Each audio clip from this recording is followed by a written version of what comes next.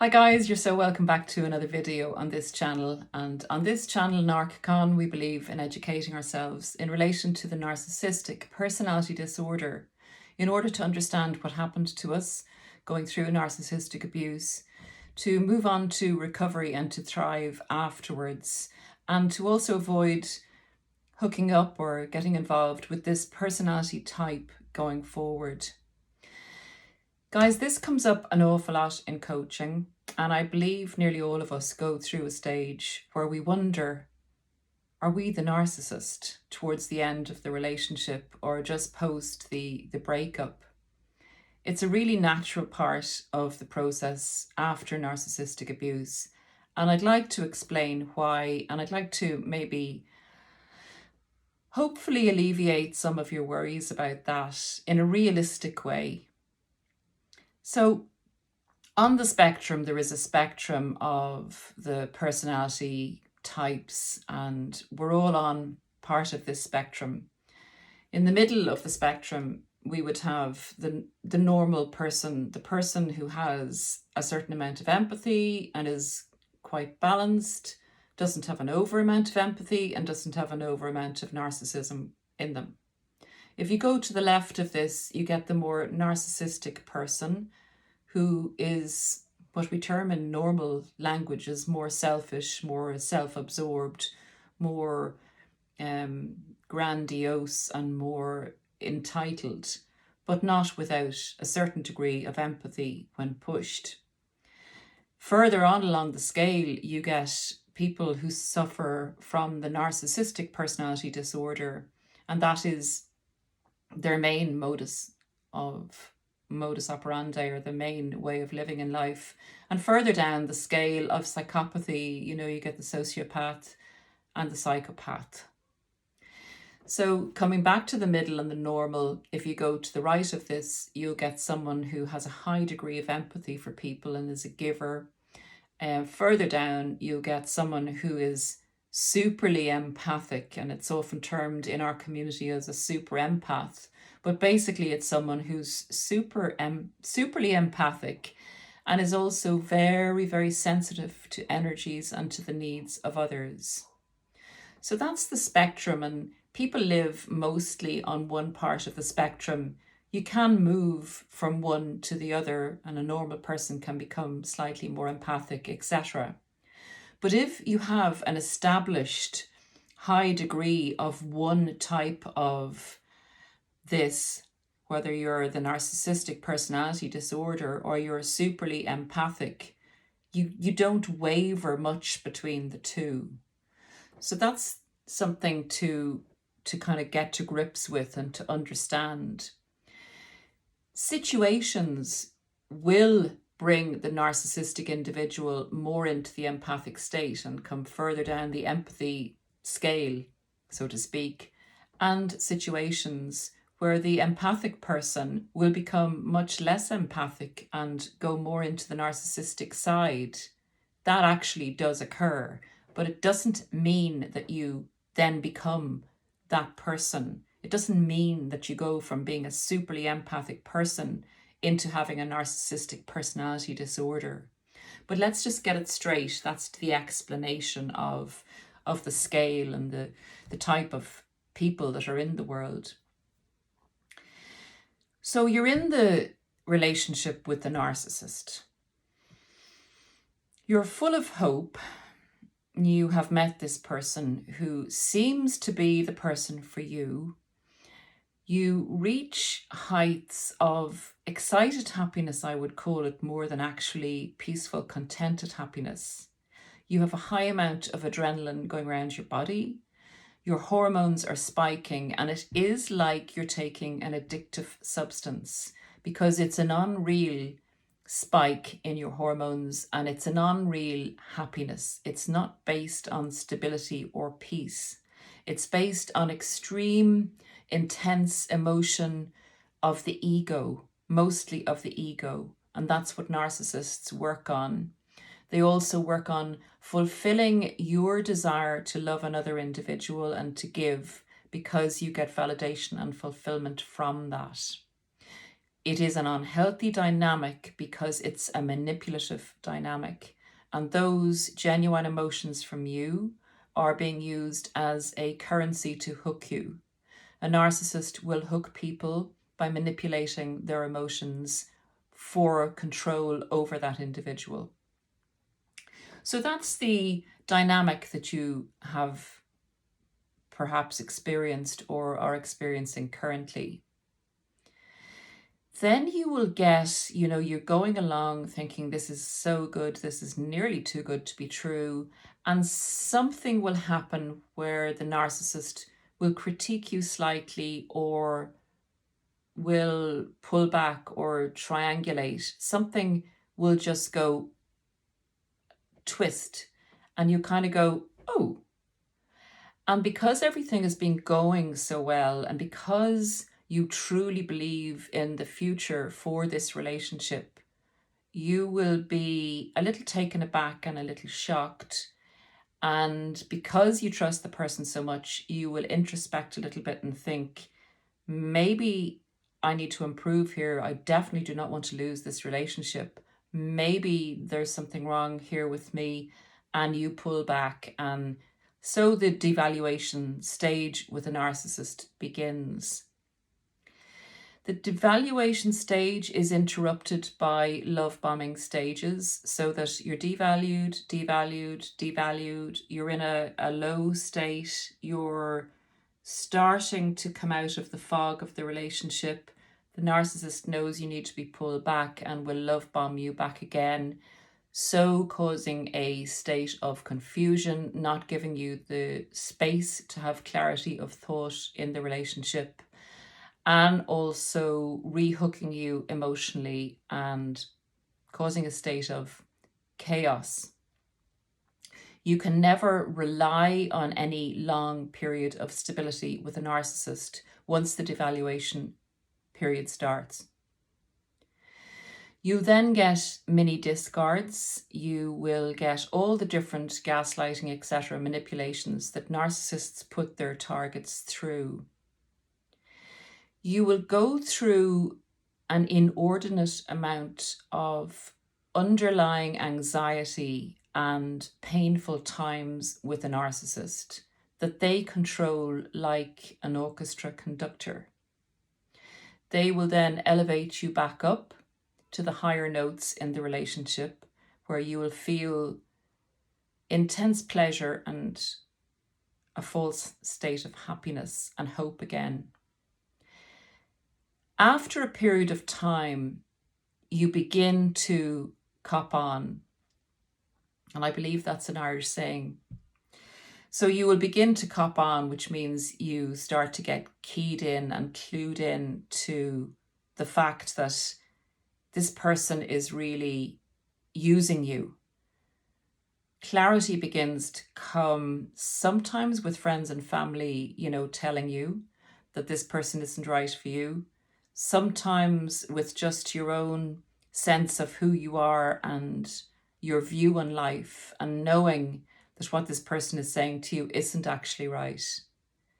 You have had enough of the abuse, and you're beginning to realize that you're being abused in a certain way, even if you haven't heard of this personality type or have never been exposed to this type of darkness. So when that stage occurs, you begin to, sometimes reactive abuse can occur. You're fighting for your life, you're fighting back, the narcissist is increasingly competitive and increasingly devaluing of you, and is beginning to do damage, even financial damage, or even damage with your relationships, your interpersonal relationships, or even trying to get you to stop working or interfering with your sleep so that you can't do your job properly. All these different things mount up and get you to realize that the relationship with this person is not of any benefit to you. In fact, it's destructive. So you may go into the phase of not understanding and fighting back for your life and being abusive by reaction, And that is often when a narcissist will start to video you or film you or tell other people that you're crazy. They've baited you into reacting badly. The accumulation of the abuse that you've gone through, the deregulation of your hormones, all get you into a very anxious, very vulnerable, very volatile state. At this stage, you are fighting for your life. You're fighting for your spirit. You're fighting for your soul. You're fighting for what you believe in. Sometimes you get sucked back in. They will do the mini love bomb again at this stage, which will make you even more crazy or feel even more crazy. And then there's a stage where you go through where you realize that you have to get out, that this person has shown you who they are, even though you yet have not seen who this person is. You're beginning to realize that this isn't for you, that you're trapped, that they have trapped you, they've controlled your finances, maybe you've had a child with them, maybe you're married to them, and it's a big ask to get out, and you're exhausted. You're exhausted. This is the stage where you have to go into your more narcissistic side. And narcissism, healthy narcissism, is there in order for us to survive in the world, in order for us to fight for our survival. It doesn't make you a narcissist. If you've gone through the various stages of the narcissistic manipulations, particularly in an intimate relationship, but in the work situation and in family situations as well, if a narcissist has a lot of control over you and has got you to this stage, you begin to devise plans and you begin to think that your calculated plans are like you being the narcissist. You begin to see your reactive abuse against the narcissist as controlling. The narcissist will also tell you that you're a narcissist sometimes, or that you're very controlling. This is when they find it hard to manipulate you, but they're still manipulating you with negativity, and they're still getting narcissistic supply from you, and they're enjoying the phase where you're going crazy and they're able to smear campaign you and feel better than you because they see you in this suffering state, and that alleviates the suffering and darkness within them. They feel elated, which is also very diabolical. You can see this. You can see how elated they are.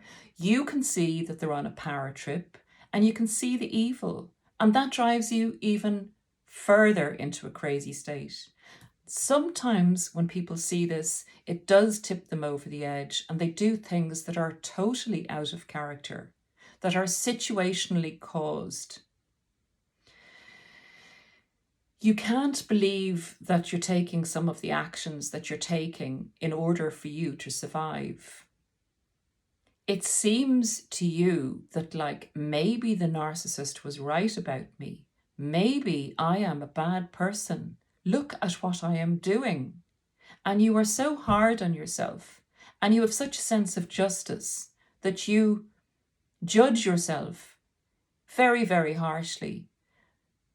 Remember, everything is under a type of a cloud or a fog or a spell. It's like the narcissist creates this bubble that you and they are in.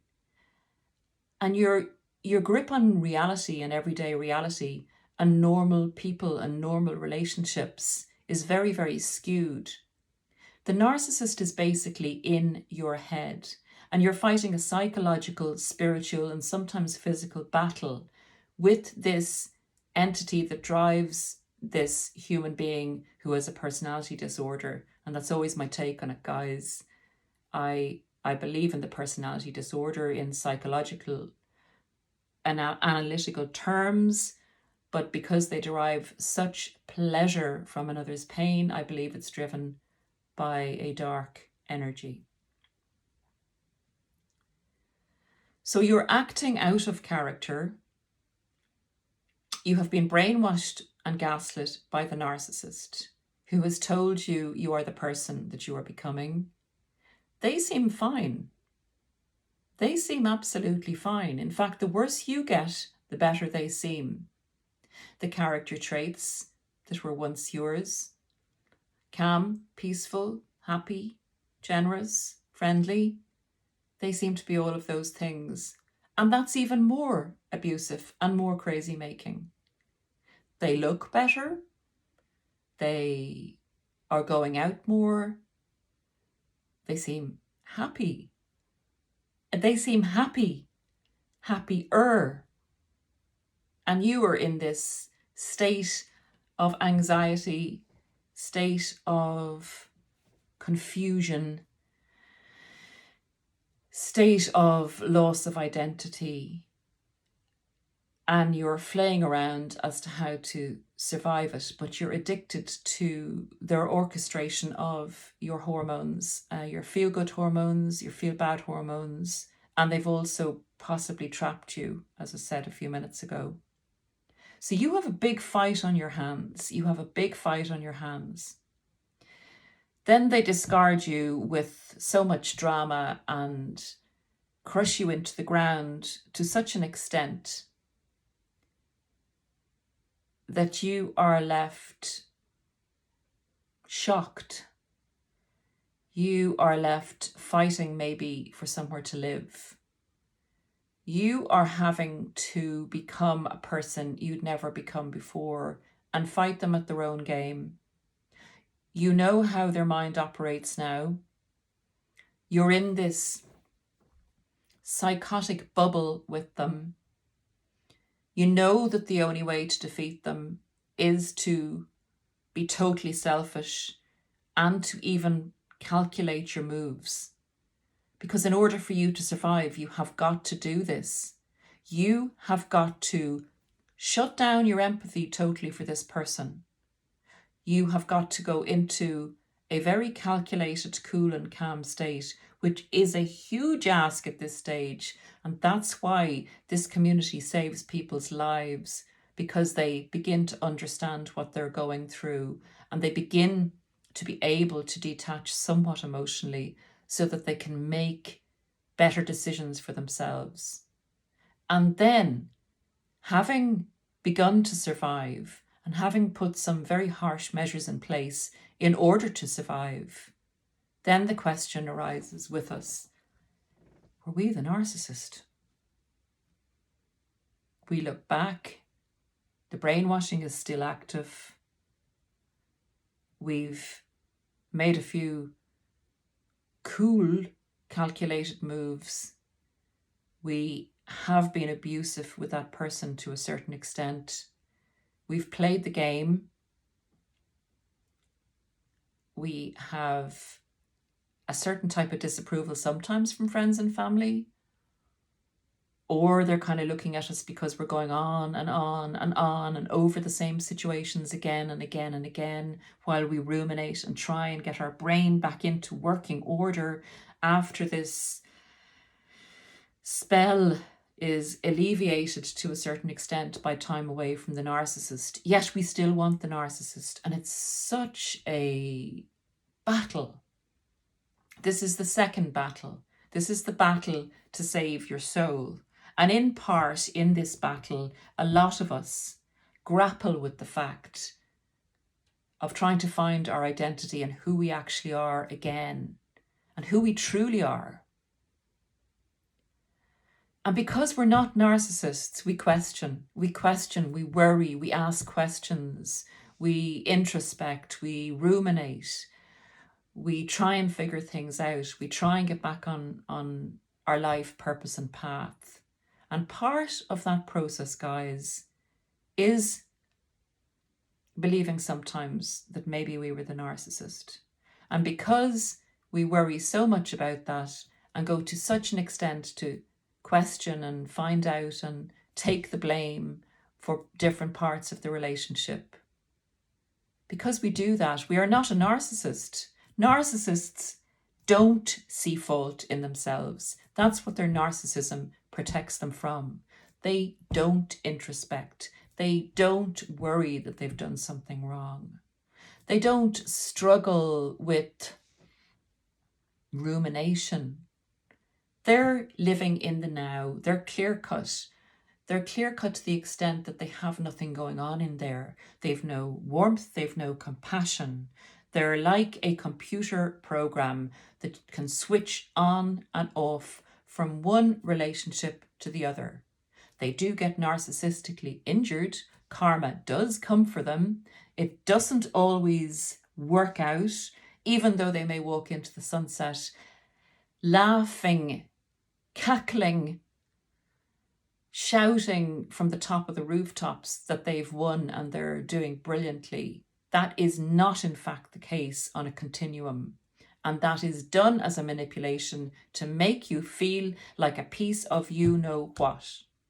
So let them go off with their drama. Let them do whatever they have to do. This video is about you not being the narcissist. Narcissists do not worry about being narcissists.